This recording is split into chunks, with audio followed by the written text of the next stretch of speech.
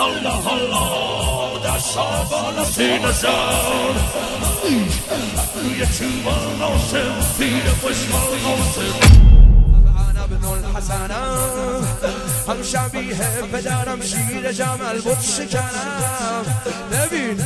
بوزوبونم علویش وای اگر تیغ بگیرم به کف و سر بزنم بهر یاری عمو نوع به حضرت بابا غریب وطنم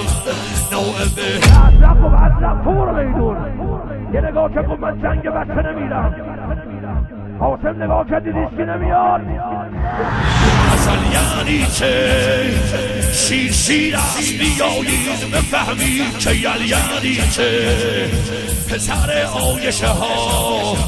میکنم ثابتتون شیر جمل یعنی چه ببین دست گذاشت رو گندشون تو بیا اشرق شام آمدم تو که ببینید که یعنی چه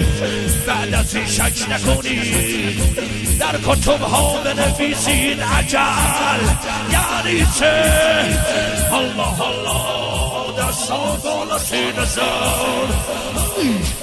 روی چوبان قاسم پیر خوشحال قاسم به جل دامان قاسم روی رخشان قاسم بین میدان قاسم بید جولان قاسم بده فرمان قاسم بله قربان قاسم بله خردوده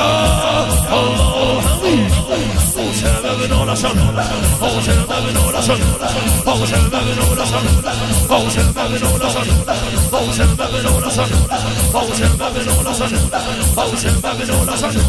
قاسم ابن الحسن